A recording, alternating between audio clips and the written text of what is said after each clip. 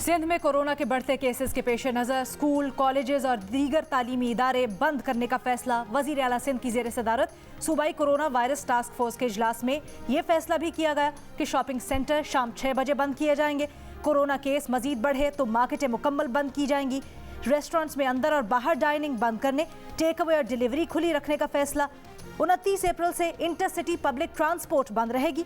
सूबे भर में कल से सरकारी दफातर में 20% जरूरी मुलाजमीन को हाजिरी की हिदायत। बाकी तमाम स्टाफ घरों से काम करेगा।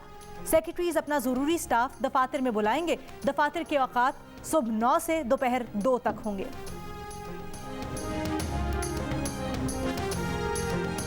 वज़ीर आला सिंध मुराद अली शाह ने कहा है कि सिंध में चंद रोज के दौरान कोरोना के मरीजों की तादाद 3 गुना तक बढ़ गई। अमवात में भी इजाफा हो रहा है।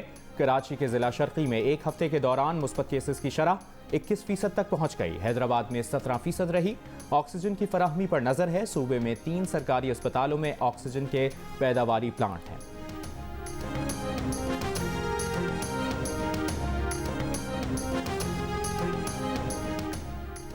कोरोना वबा की तीसरी लहर के दौरान केसेस में तेजी से इजाफा। लाहौर में कोरोना वायरस के मुस्बत केसेस की शरह तकरीबन 18% हो गई। पंजाब में 11% से ज्यादा रिकॉर्ड। बलोचिस्तान में मुस्बत केसेस की शरह 12% से ऊपर चली गई। क्वेटा में ये शरह 10% रिकॉर्ड की गई। NCOC के मुताबिक 24 घंटों के दौरान कोरोना वायरस से मजीद 70 अफराद इंतकाल कर गए। 25 अप्रैल को 50,161 टेस्ट हुए। मजीद 4,825 नए केस सामने आए। मुस्बत केसेस की शरह तकरीबन 10% रही। कोरोना ने सिंध में सबसे ज्यादा नौजवानों को अपना निशाना बनाया। महकमा सेहत सिंध के मुताबिक 21 से 40 साल की उम्र के अफराद सिंध में सबसे ज्यादा मुतासिर हुए।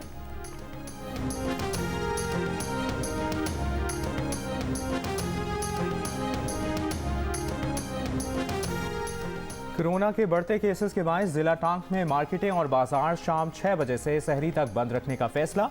हफ्ते और इतवार को मुकम्मल लॉकडाउन होगा।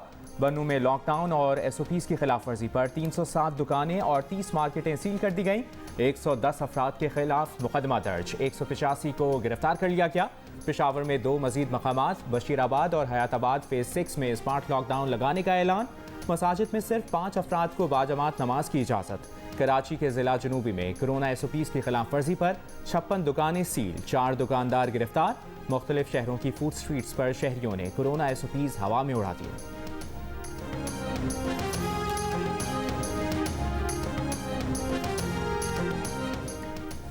हुकूमत का कल से 40 साल या उससे ज्यादा उम्र के अफराद की वैक्सीनेशन के लिए रजिस्ट्रेशन शुरू करने का फैसला। National command and operation centre के इजलास के बाद वफाकी वजीर असद उमर ने बताया कि 50 से 60 साल की उम्र वाले रजिस्टर्ड अफराद को वॉक इन वैक्सीनेशन की इजाज़त दे दी गई है। आप 40 साल या उससे बड़े हैं तो खुद को वैक्सीनेशन के लिए रजिस्टर करवाएं।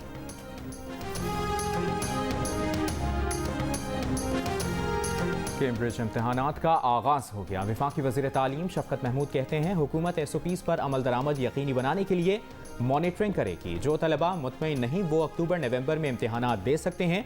इसके लिए इजाफी फीस नहीं देनी होगी। कैम्ब्रिज से कहा है कि A लेवल के बाकी इम्तहानात के लिए 13 महीने की शर्त पर नजरसानी करे। उम्मीद है इस बारे में जल्द ही मुस्बत फैसला किया जाएगा।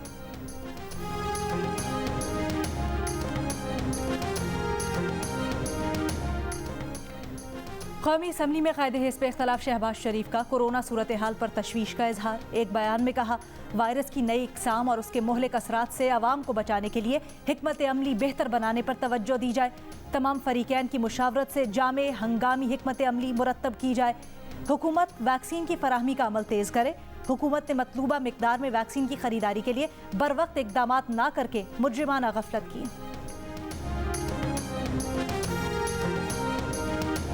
वज़ीर आज़म इमरान खान का शोबा ज़राअत की निगरानी खुद करने का फैसला। कहा चाहते हैं किसानों की आमदनी दुगनी हो। पाकिस्तान में इस साल गंदम की पैदावार का रिकॉर्ड टूट जाएगा।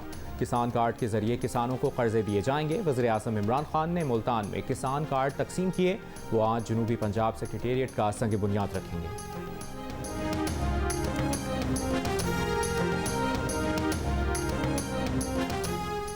पीपल्स पार्टी के चेयरमैन बिलावल भुट्टो जरदारी का कहना है इमरान खान ने IMF की हिदायत पर पाकिस्तानी मईशत को चलाकर मुल्क की वक़ार मलिया मेट कर दिया। IMF ने इमरान खान को बिजली के बिल बढ़ाने की हिदायत की तो PTI हुकूमत ने बिजली महंगी करने का ऑर्डिनेंस जारी कर दिया। एक बयान में ये भी कहा कि इमरान खान अवाम की जेबों से 700 अरब रुपए से जायद निकालने का मंसूबा बना चुके हैं। सुप्रीम कोर्ट में जस्टिस काजी फाइज ईसा नजरसानी दरखास्तों पर समाअत मुकम्मल। हुकूमती वकील आमिर रहमान के दलाइल मुकम्मल। फरूख नसीम बीमारी के बाइस आज नहीं आ सके। सुप्रीम कोर्ट ने फरूख नसीम को तहरीरी दलाइल जमा कराने की हिदायत कर दी। जस्टिस उमर अता बंदियाल ने रिमार्क्स दिए कि बेंच को मुशावरत के लिए वक्त दरकार है। आधे घंटे बाद बताएंगे फैसला आज सुनाना है या कल सुनाया जाए।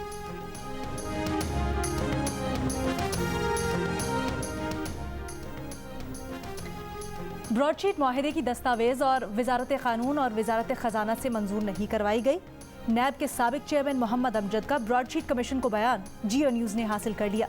बयान में मोहम्मद अमजद ने यह भी बताया कि ब्रॉडशीट माहिदा करने वाले नुमाइंदे रोनाल्ड रेडमंड का लाइसेंस फ्रॉड करने पर मुअत्तल था।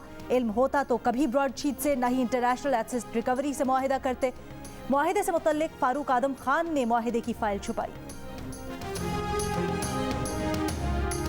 भारत 5 अगस्त 2019 के फैसलों पर नजरसानी करे तो पाकिस्तान हल तलब मसाइल पर बात करने को तैयार है। वज़ीर ख़ारजा शाह महमूद कुरैशी का तुर्क खबर रसां इदारे को इंटरव्यू। कहा, जंग के मुतहम्मिल नहीं हो सकते, ये दोनों ममालिक के लिए खुदकुशी होगी। अमन अमल पर सियासी समझौता ना हुआ तो अफगानिस्तान में दोबारा खाना जंगी हो सकती है। अफगान तालिबान को अमन अमल से जोड़े रखने की कोशिश करते रहेंगे।